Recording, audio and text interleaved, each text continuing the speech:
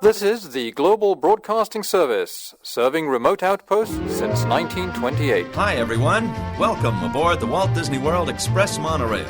Caramba, we have something really big for you today.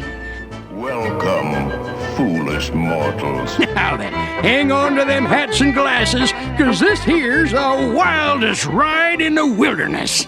This is the DBC Pod with Phil Schoen and Jason Dodge.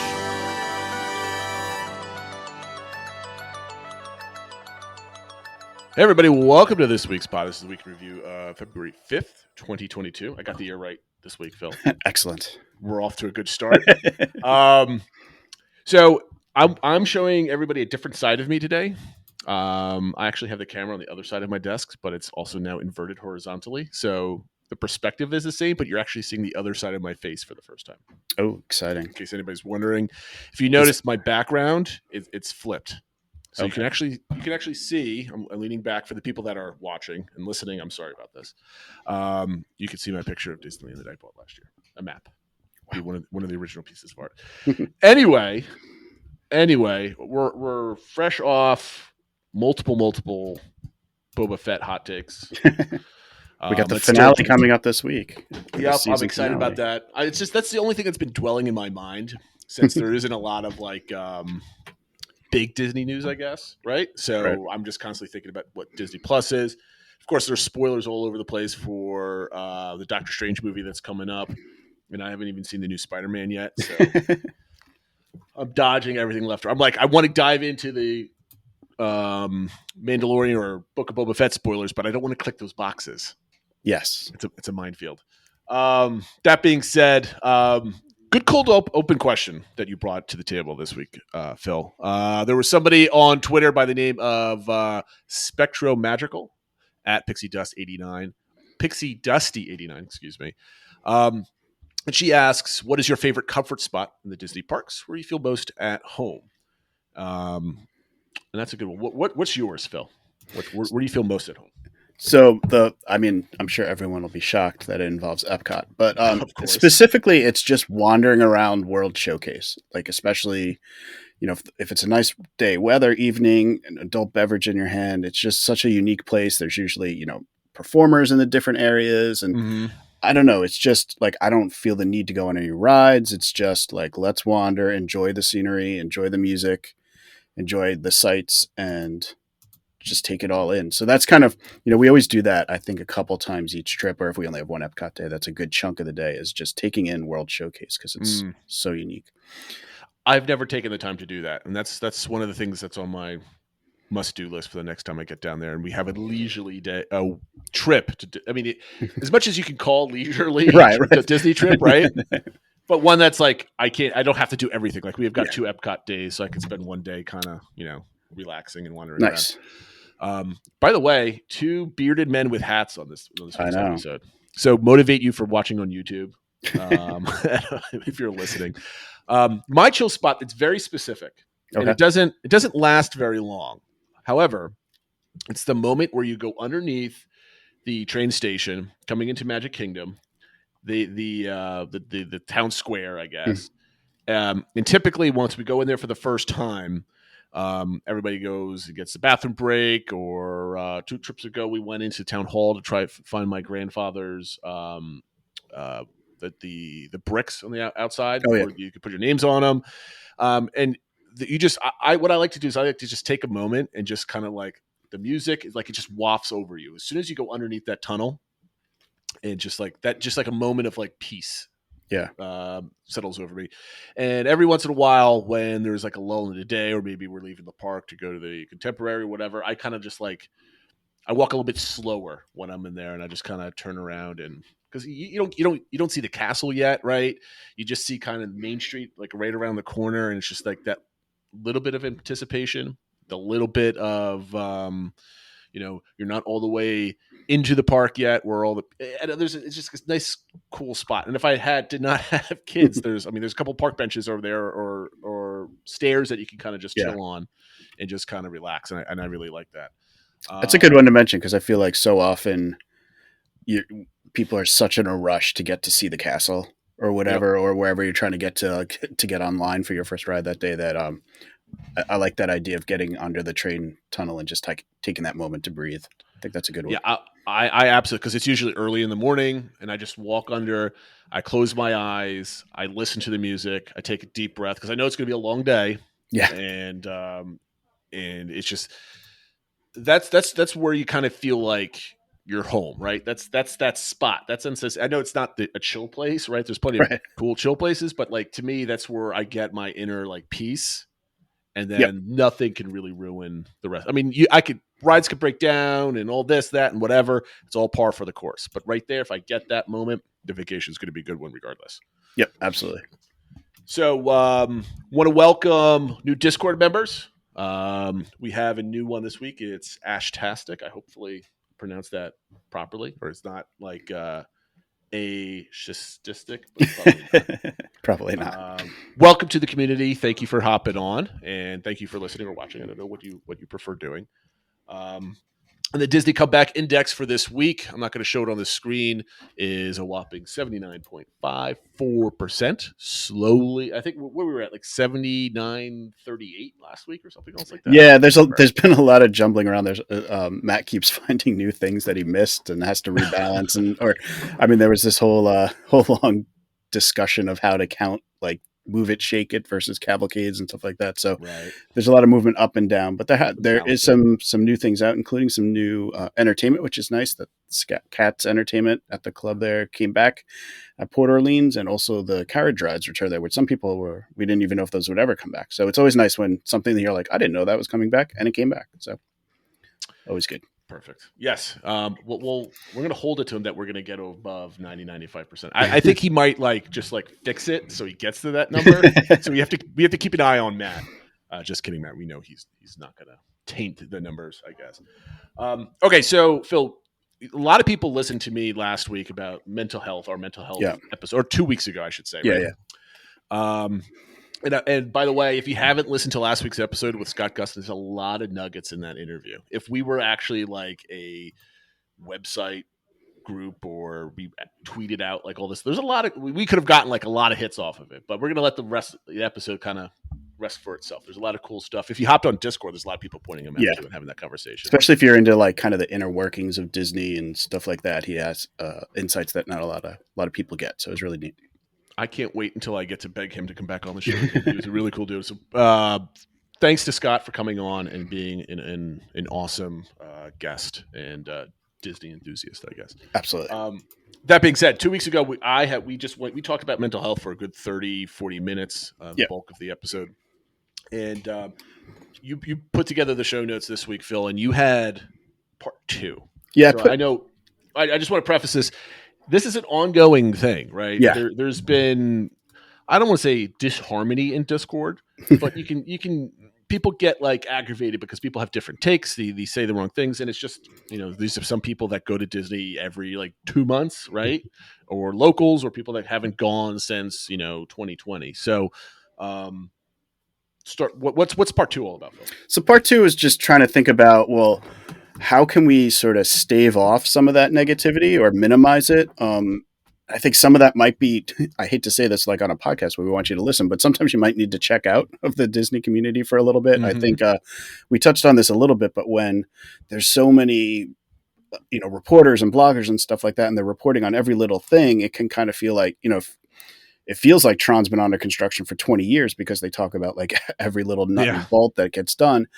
And it's not always all positive news. And even when the positive news, it's just things returning. It's not necessarily new. I think some people pointed that out. Like, when can we get some like new news, that sort of thing. That would be nice to really build some excitement. So one of the things was sort of checking that out. But the other thing I was thinking of was people that haven't gone back in a while, or planning trips and just finding it really challenging because they're not able to plan the trip like they did the last time they were there 2-3 years ago, whether it's due to Genie Plus or just not, character meets are different, or not all the dining's open, so it's hard to find things.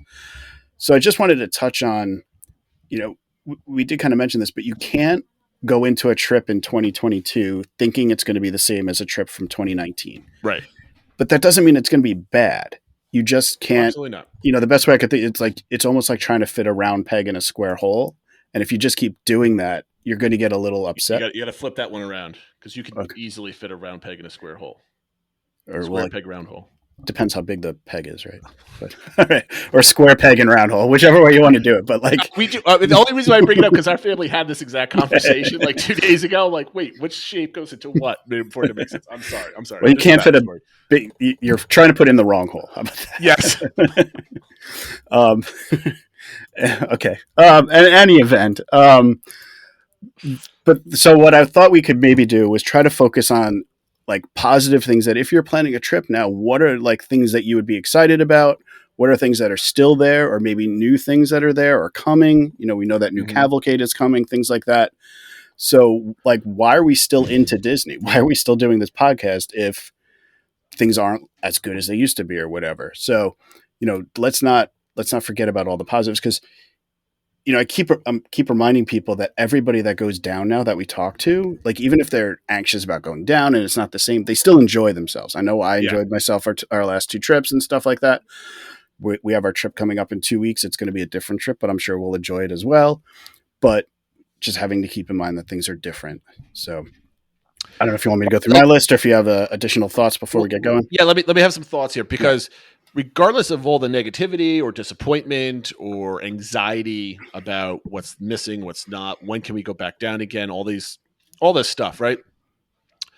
There has not been one bad trip report or bad overall experience. I mean, there's some people that have been disappointed with Genie Plus or disappointed that a restaurant's not open, but that's all par for the course when you go down to Disney. Something's always going to be not working or something else like that.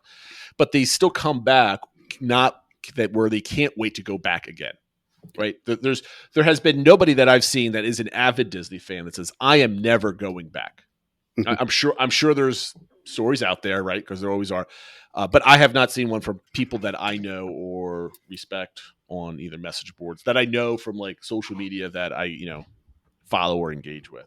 Yep. So that's definitely a thing. And you mentioned a little bit about like, you know, the planning and everything else like that.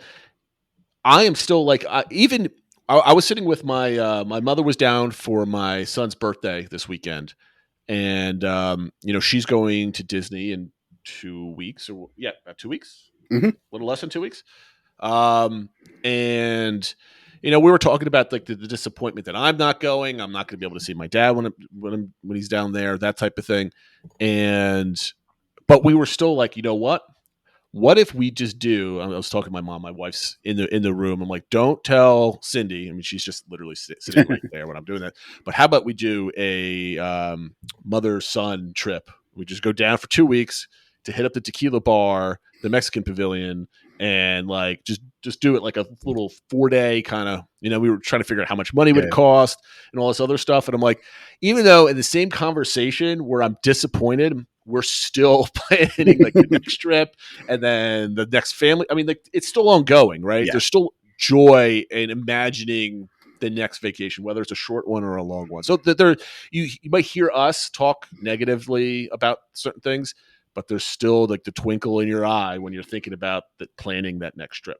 Absolutely. So I just want to interface. No, that's great. So you had 5 things that you love visiting Disney with. So go ahead. So the first one is that, and it's kind of, that was a good segue talking about, you know, like a mother-son trip and stuff like that, but just how Disney is for so many different types of people and different types of groups and how, you know, inclusive they can be. I was kind of reminded of this. There was some trials going on of a new roller coaster at Busch Gardens, Iron Gwazi, and the first comment was how tight the seats feel and like larger people won't be able to fit and stuff like that. And not to say there aren't any rides like that at Walt Disney World, but it feels like that's the exception.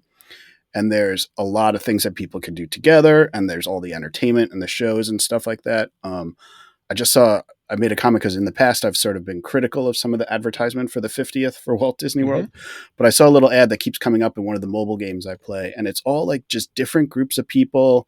You know, it's like girlfriends that went down together, or somebody has a button saying I'm celebrating being cancer free. Like it's all like around, let's go down to Disney to celebrate along with their celebration. And I think that's such a positive thing, and how so many different, you know, my wife went down with her friends and kids and stuff, and there's just so many different ways to do Disney. So that's number one I love about Disney. The second one I thought of was all the music, whether it's from, IP, from movies and stuff like that, or if it's unique to the lands. Just wandering around and hearing all those audible sounds and how it changes when you move different areas and stuff like that. I think, and I know you do this a lot too, just listening to the music at home, how that kind of connects you to the parks. Just to interrupt, that's what I would love to do. I would like to take my daughter down, just me and her. I mean, I'm planning all these like trips where I go with other people that want to sit home, right? But I'd love to take a trip where like me and her, or maybe like when the other kids are older, my wife can take care of like two and we can like split off type of thing where it's not a burden to take care of two small ones in Disney World, right? And just wander the lands and like listen to the music and not feel rushed about it. And because when you've got a stroller and you got three kids and you want to get to the next ride, I mean, it's very difficult to stop and smell the roses sometimes, especially in the heat and stuff like that. So I would, that's something I would love to do.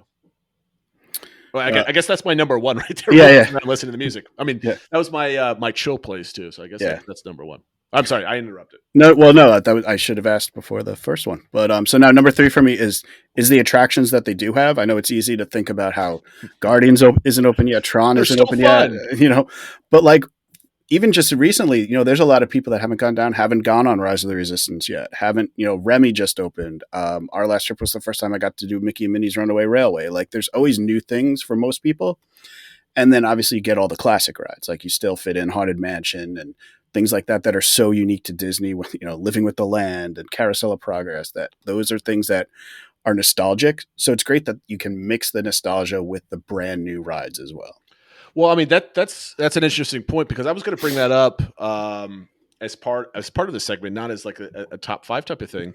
There was somebody in Discord, and I can't remember who it was, that said like, I haven't been down there since the pandemic started, and all of you guys have been going like once or multiple times. I'm so jealous, and they were just kind of enjoying the conversation. It wasn't like they were complaining or anything. But like there's a lot of those people out there, and they haven't seen Smuggler's Run. They haven't been on Rise. They haven't seen the new nighttime shows. I haven't seen them since I've been down there since October. And Mickey and Minnie's Runaway Railway, that opened up in March, right, of 2020, I believe, right? And there's so much amazing things that there's people that have been down once or multiple times in the last 2 years since they reopened. They're already taking those for granted, right? They're like, where's the new stuff? Where's the new stuff? Like, well, there's a lot. Like, if you take a step back and just realize, yes, Disney has not put back a lot of things, but if you haven't been since 2017, 18, or 19, there is a lot of new things to do. And it's not like, Disney's not putting money into the parks. It's just that they haven't put as much money in the parks in the last 6 months that you want to see. Well, there's just been that delay to the things that we thought were going to be open by the 50th that aren't. But that doesn't mean there wasn't at least 1 or 2 big new things each year prior to that, right? So sometimes I think when there's 4 parks and we're like, why isn't there something new in each park every time I go down? I mean, that's just not necessarily realistic. So think about what we do have. The second to last thing I have is the icons, I guess, of the park, specifically the castle and Spaceship Earth. It's I know the last time when I went down with my solo trip and I was just coming into Magic Kingdom and stuff like that, and it still hit me seeing the castle, even though I wasn't there with my family or whatever. It's still like, I'm happy to be here, happy to see that. And it's, I hate to keep saying like only at Disney or whatever. And I'm sure a lot of it is nostalgia and stuff like that, but there isn't anywhere else where you have castles like that. You have a big geodesic dome that has a ride in it and stuff like that. It's like, so I think there's so many unique things with the icons that just kind of identify you and like, I'm here, like kind of planting your flag or your footing that this is where it's at. There's very little in this country anymore that is built to be grand, right? Mm-hmm. Or new, I should say, right? Like imagine somebody that is, from either from the Midwest or from the South that's visiting New York City for the first time, like seeing those skyscrapers, Empire State Building, that type of thing. That's the same kind of feeling, right? It's something that is absolutely gigantic. That's just different on your perspective. That like just says, "Ooh, okay, this is different." I totally agree with you on that. My 5, see if I can do this from memory, is the music, right? That's every time I go to Disney, it's all about the music. Because to me, I'm fully aware of what it does to me in my brain and like triggering nostalgia and stuff like that. And I love every single moment of it. I love everything about it, regardless if it's, the music or you're walking through Galaxy's Edge and hear some of those Star Wars beats, that they kind of take around. I love that. 2, I still love walking around and exploring my resort. Doesn't matter. I've been there before or whatever. I love the feel. Part of it's I'm on vacation. I love the feeling of just kind of stretching my legs type of stuff. And that's the one thing I'd miss if I do stay off property is like, you're staying at a hotel. I've walked around a million hotels. There's nothing new, but a resort at Disney World is just different. So I enjoy that. The third one is it's always going to be seeing the characters, whether it's at a distance or up close. It's always kind of seeing those familiar, familiar faces and just the energy that they bring. Maybe I don't particularly get super excited around the characters, but I'm living through my children and I get excited with them. Right. I mean, if it was me and my wife, we're not the type of people that would scream, "Oh, it's Mickey and Minnie. Oh, we got to get a picture." It's more of like, it's a family event type of thing. Oh, for sure. That actually reminds me when I was at the holiday party and the parade came by. They had the full parade. That was the first time they had a full parade back at Disney. And I'm not a huge parade person, but it was definitely one of those you don't realize what you have until it's gone things. And then it comes back and you're like, this adds so much just to the atmosphere and seeing all the families and the kids that were like losing their minds, seeing all the characters and stuff like that. So yeah, like you said, even if it's not for like a formal meet, just that the characters are there and like making their presence known adds a lot. The next one that I've got is more personal to me, but there are a few places in the parks where we take pictures. I've mentioned this on the show before, but right outside of Crystal Palace, there's the cast iron fence. There's a lake. There's usually some ducks and stuff like that, but there's a great shot of the castle that's like right behind it. I have a shot of my 2-year-old son and 4-year-old daughter kind of standing like shoulder to shoulder, shots behind them with the castle in the background. Then I got another shot of them 2 years older with my 2-year-old youngest daughter. So all three of them.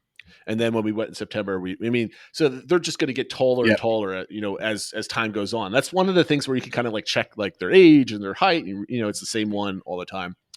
And we take a lot of the other classic pictures, but some of those things are like, that sounds like one of those ones you're going to need them to like recreate when they're like 30, 28, and 26. Oh, absolutely. Yes. I mean, that's certainly the thing. And, I don't know what my fifth one would be. I mean, there's so many.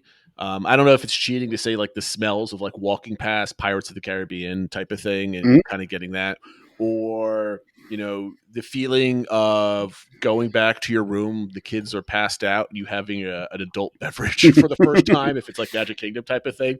But the feeling of exhaustion and a day well done with the next day on the horizon and just like that kind of eye of the storm kind of feeling type of thing. I love that feeling because it's usually best at the beginning and then maybe about all the way up to 2/3 of the way through your vacation. Because then you're starting thinking, I only have a couple days left. I have a day left type of thing. If you had a longer stay. So those are the things I typically love and look forward to when I'm there. It's the rides and attractions. Absolutely. But those are like the little things that are like, those are the glue. That's the glue that holds the whole trip together in my thing. And I think I actually didn't say my fifth one. So, so you know what? I'm jumping. Yeah, that's all right. But that's all right. I think it's actually a good one to end on because what I think I always take away from each trip is some of our memories are things that weren't planned. So I think the unexpected is what I put as my fifth thing, that there's always something that's not planned that comes out, some interaction with a character, some like interaction with another guest or something like that. There's always like a memory or two that has nothing to do with rides, has nothing to do with anything big, but like reminds you of like why you were there. And like, usually it's family and stuff. I don't know. It's always different each trip, but there's always something unexpected that happens. It's always a story to tell. Yeah, exactly. The two of us, not a lot of people, a lot of people do it like us, and the vast majority of people do not, where we have things planned out minute by minute, where I think what causes us to have headaches and anxiety about things that are missing is we strive to create an environment where those we try to force these memories, right? And my wife does this a lot. and it's like, oh, we got to do this. We got to do this. And I'm like, I always have to say, I have to take a step back and say, I have to plan a structure to allow things to happen. Yeah. So that means don't book things back to back to back to back. Like don't set expectations that you're going to do 30 rides in a day. Like just let your legs take you where that's why I always love the old fast pass system, because you don't know where that's going to rather than booking your touring plan and just go boom, boom, we're going to go here, then here, and then here, recalibrate it with the touring plans app, that type of thing. And so if you're going down, try to create an environment. This is some of the planning advice that I've been telling people for the last 6 years. It's if you're planning your vacation and you're going deep into spreadsheets or whatever, or maybe you're the opposite direction where you don't have any planning. I'm like, well, first you have to do some planning to know what your options are so you're not wasting time.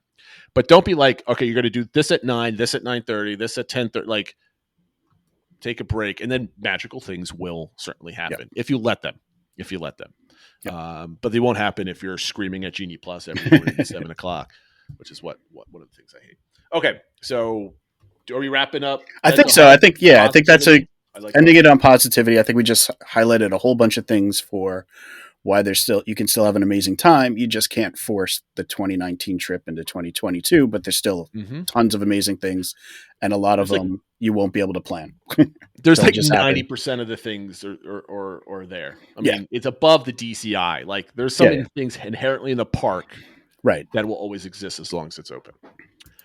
You found this on Twitter, Phil. Yep. This next topic. Advice for taking kids for the first time to Walt Disney World. So this is a tweet from Touring Plans. So why don't you set this one up? Yeah, so they tweeted out, what advice do you give to parents of small children who are going to Walt Disney World for the first time? And I think, obviously something relevant to us. We all have children that are, well, they've been small, they're getting less small, but still, we had to go as a first time with them.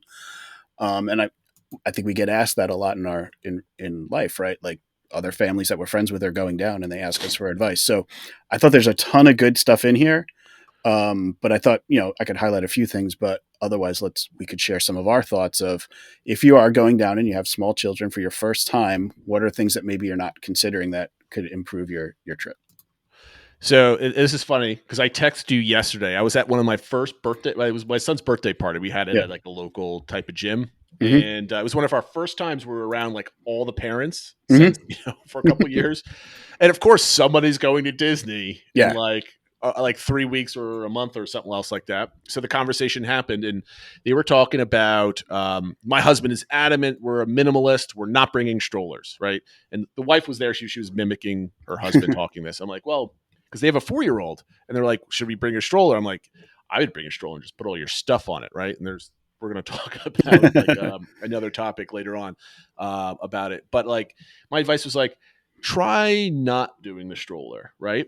With a 4-year-old. I think you can actually kind of make it happen. So my advice is when you have smaller children is kind of mimics what we have on screen right now. If you're listening, I have the tweet up by Touring Plans, but I'm going to read this. This is Matt Pato's first response on here, and I think it's pretty good. It says, kids will be more excited over things you won't be, like meeting the characters, swimming in the resort pool. Just flow with it, take pics from their perspective, and capture the big eyeball moments. And I really love that because that just goes back to our mental health topic, right? A second ago, right? Create space to allow kids to have fun because the kids are going to have fun almost no matter what. Yeah, that's excellent advice. Yeah, and I think that ties into a number of posts I saw was just recognize when your kids are tired, don't push them too hard. Take those midday breaks, whether that's back at the resort or if you have a stroller, I would definitely recommend one that it lies back so the kids can take a nap in the stroller. So I think that's the big thing is just knowing that you're not going to get everything done. Don't force it. You're not going to get 30 rides done in a day, and that's fine. And I think the one part to that I would add is sometimes your kids will seem fine and you're like, oh, they're doing great. We can power through. Yeah, they might be okay that day, but you're going to pay for it the next day because they're going to be tired then. The morning's going to be rough and stuff like that. So I think that's something to keep in mind too, that this isn't just a one-day trip you got to get through. It's, think about the whole stay. One of the things, another like practical piece of advice is if you're down there like 8 months out of the year where it's very, very hot, especially if you're coming from a place that doesn't have the humidity and the heat like they do in Florida. Keep an eye on your small kids and their hydration level. Yeah. Incredibly important, because they'll be fine and all of a sudden they start drooping. And if you just keep them well hydrated, get one of those snap towels. I don't know if you don't know what I'm talking about. It's like you dampen a towel and you snap it really quick and it cools down.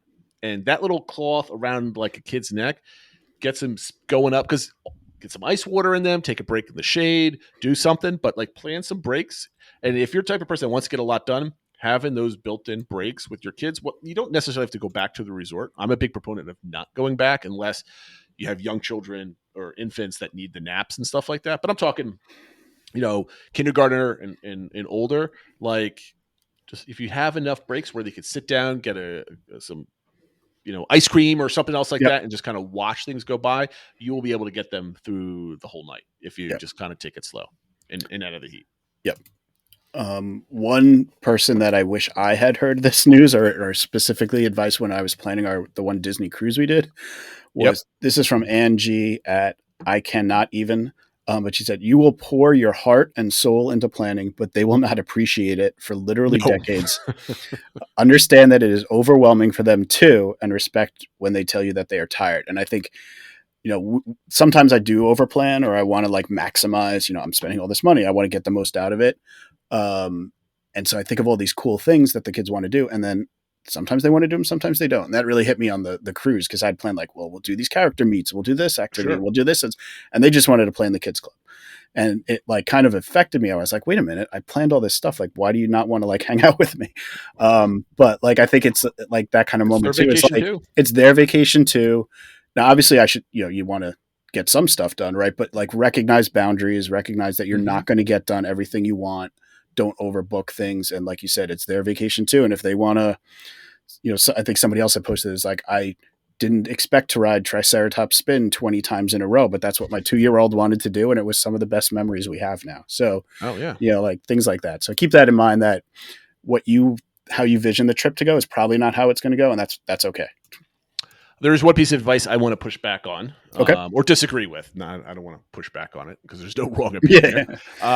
This is from at Two Shoot Goof. Right now is not a great time for little ones without full meet and greets. There's so much reduced capacity of under 5-year-old offerings.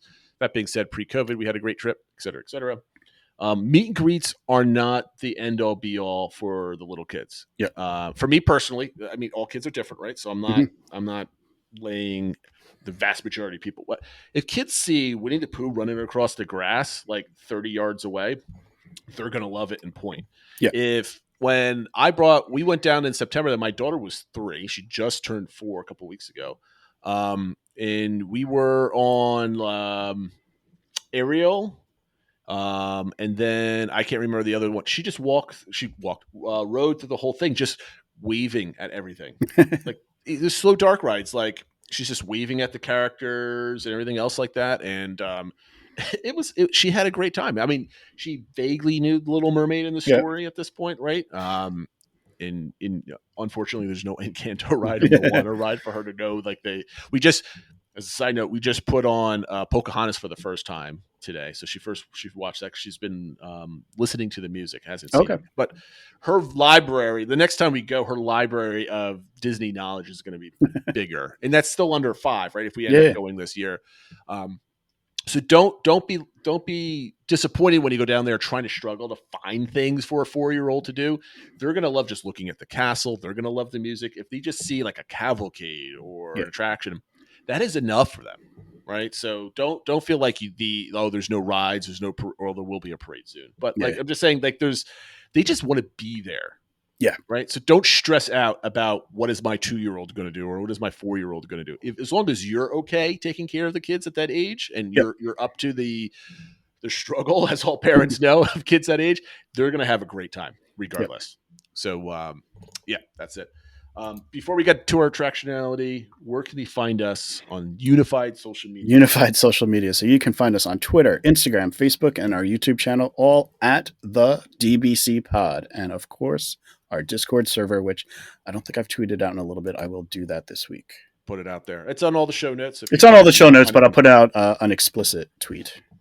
Perfect. And also a reminder for everybody, if you're watching right now, please like and subscribe and leave a comment. Comments, even if it's just hello, help others. The YouTube's algorithm loves comments and likes. It gets our podcast in front of other people so we can grow the community, which we would appreciate. So thank you for all of that. And plenty of people that have already done so. Yep. That being said, so this week's attractionality, I should have had this all geared up. I don't. Hold on. Here it is. This week is Spaceship Earth at Epcot. You know what, Phil? Would you want to read this since this is your baby here? Sure. Witness the landmark moments of amazing innovation that made today's spectacular communications technology possible. Travel back to the dawn of humanity when early man painted on cave walls. Watch new ideas spread like wildfire with the invention of Gutenberg's printing press. The wheels of time turn even faster as we enter the modern age of media, from newspapers announcing the end of the Civil War to the televised broadcast of the moon landing and beyond. And I added in this little bit that I don't know if we always had that, but on the page for the attraction on Disney's website, it had about the story behind the spaceship. It's the flagship attraction of Epcot and the signature symbol of the park. To create the experience inside the iconic geosphere, Disney Imagineers assembled some of the world's greatest talents. The all-star roster includes Academy Award winner Judi Dench as the narrator and Emmy winner Bruce Broughton, who conducts a 63-piece orchestra and 24-voice choir for his musical score. If you listen closely, you'll notice that the music for each scene features styles and instruments appropriate to the era, transitioning seamlessly into the next. No small feat. I just thought that was cool, and I don't think I noticed like that there's a 63-piece orchestra and that they have to change like the tunes and blend them together between scenes and stuff like that. So I hadn't seen that. I saw that. I was like, that was neat. So I included that. Hope other people found it interesting too. Yes. I did not know that or realize that the instruments are for the era and they all kind of blend together. I never really kind of put two and two together. Yep. I'll definitely keep an eye out for the next time I go down there. Hopefully it's the next time I go. It's not not down for repairs. Okay, so question number 1, Phil, how much do you like the concept of this attraction? It's fairly easy. Yeah, I mean, I put a 5. I don't know, what other concepts would work, but like the idea of something in that icon for the park, the fact that there's an attraction in the icon, and it's something that's about going through the history of time. They chose communication for it, but something along those lines, like a slow moving dark ride that talks about history, I think makes perfect sense for the first thing you see as you enter the park. Yeah, I definitely gave this a 5 as well.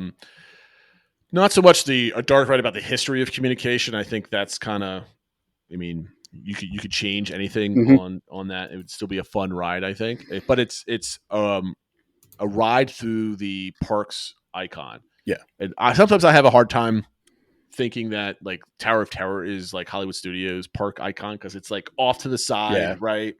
And it wasn't built when the park opened and stuff like it. So, you could be like the Chinese theater, but even that right now is not what the park's all about anyway, because it's not like, MGM Studios type of thing. So I really like how it's right there in the entrance and boom, it's like the first thing that you see and you ride. And I think it's awesome. Question number 2 is how well do you think Spaceship Earth delivers for its target audience? Yeah. So the last 3, I kind of, part of it was I wanted to watch myself and not just give 5s because it's, Spaceship Earth.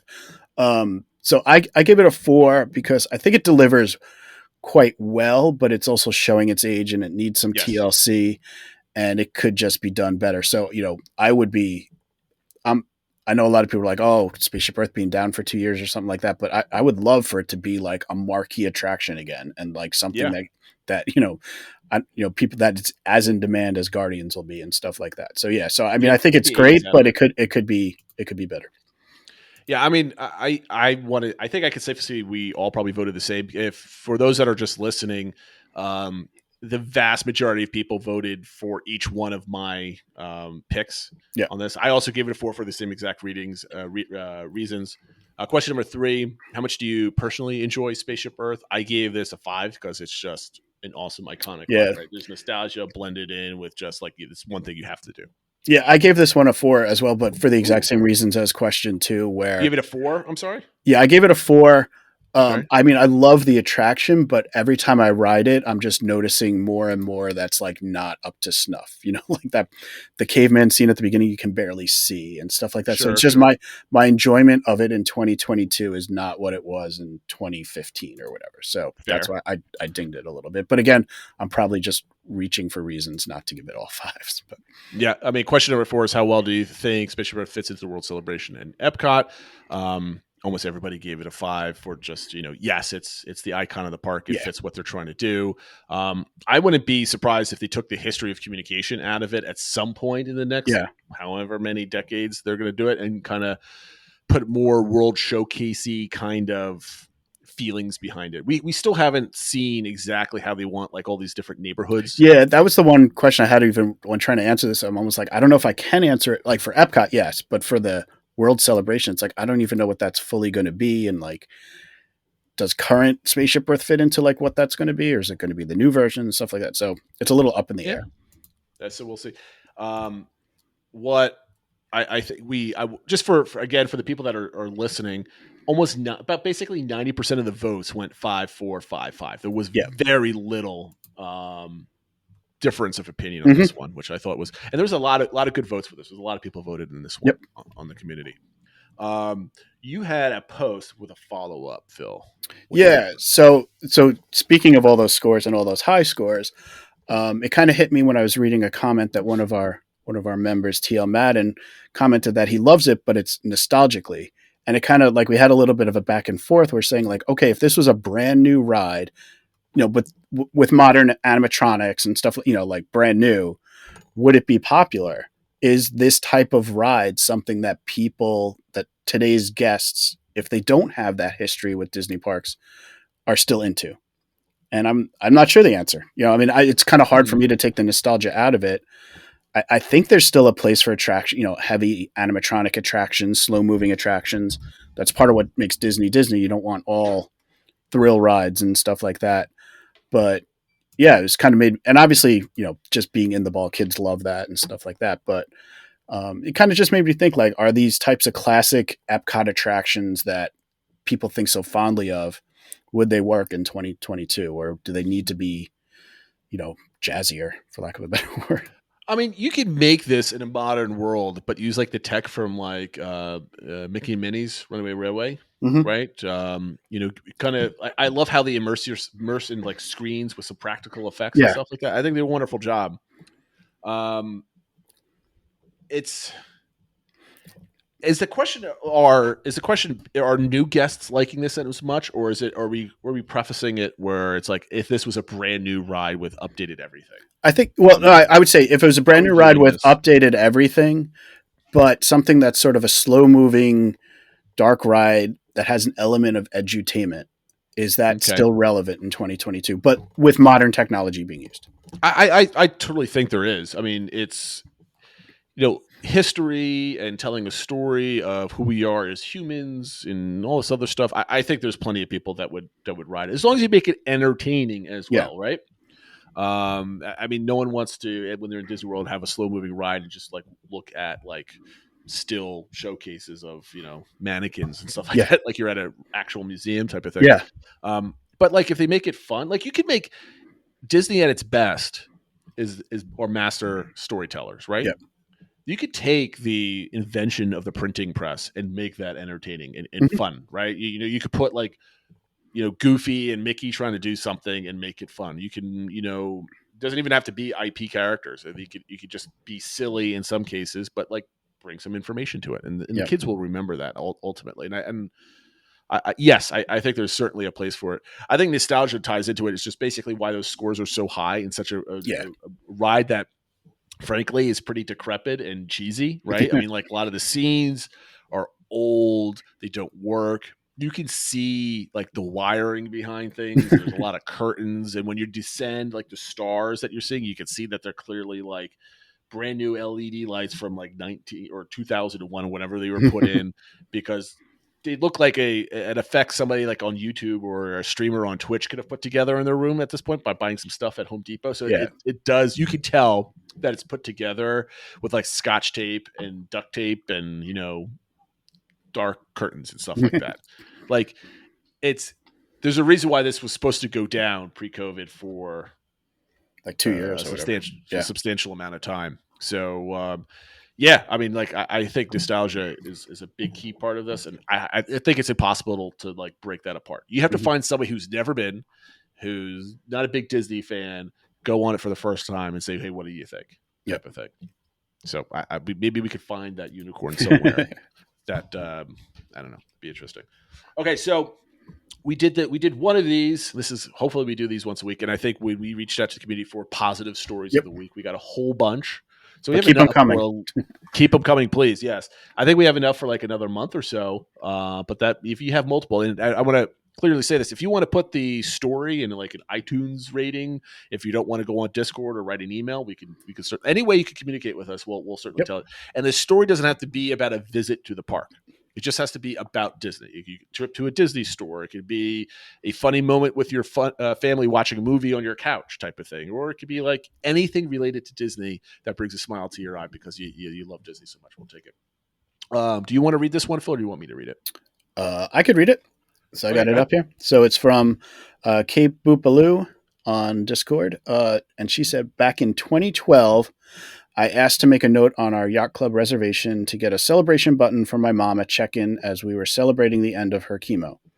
We've been to Walt Disney World the year before around the same time, and we received the news that she likely had cancer, and this was our do-over trip. At the check-in desk, the CM got a little funny when we arrived and kept asking us to be patient as they worked something out with our room. Eventually, some other CMs came out from the back with balloons and a certificate naming us the family of the day, and then they brought us up to our upgraded room, the Commodore Suite. It was incredible and such an amazing Disney magic moment. I think that's awesome. Like, granted, giving them an upgraded room, there's a dollar value to that. But like, I love seeing this with other people. Not that I'm ever the recipient of it, and I'm not looking for it, but like that's like the Disney magic you're telling about. Like those are the moments, whether you're at the resort or the park, where that's why you love being here, because very little part of everybody's real world where you see kindness in front of everything that you do, right? Yep. There's always, traffic and people honking their horns or yelling at each other or people being grumpy or the stress levels of work or whatever it might be. When you're at Disney, for the most part, everybody has their best human being forward, right? Yeah. Like, you go there because you wish like the whole world could be like this. Yeah. Everybody's just kind to get each other. People are always paying it forward. And that's what I try to do in my daily life, is try to make happy moments for everybody that are around me, whether it's getting somebody a beer or, helping out, raking somebody's leaves as, one of the neighbors type of thing. It's just like, those are the type of things that make Disney great. Yep. And this is awesome that you're going through a year where your mother had cancer and she's recovering for it. You finally can get back to Disney and you kind of get some semblance of normality, maybe. Hopefully you can forget about it. And then you get something like this and you get recognized for it. I think it's awesome. Yep, absolutely. Where else, what other consumer grade product out there where people are constantly telling stories like this? I can't think of one. Right. They're not doing this at Universal. I'm telling you that right now. They're more snarky with what they do. But I love these type of stories, and it's just if you're not watching, Phil's got a giant grin on his face just reading these type of things, because like what these I think, fill me in if you disagree with this, but whenever you read stories like this, it just brings back your own memories of what Disney made you. Feel good or feel happy, right?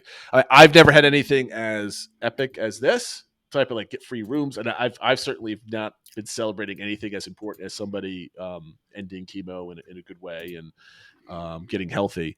But I remember little things. I was going to say small things. It reminds me of like one time we were in Tomorrowland and we went to buy churros, and the cast member there was like, I think we were just chatting them up, being nice or whatever, and they were like, well, I get to do a couple of these a day, and I want to gift you these churros or whatever. And like, what's a churro cost Disney? Like 4 cents or something like that. But it kind of like made our day, right? We're like, this churro is the best tasting churro I've ever had, like that type of thing. So, and that doesn't happen, like you said, in your everyday life very often. So I think when you can be there with your family and you're seeing how small gestures can make an impact on your kids and stuff like that, hopefully that, they take that with them as well.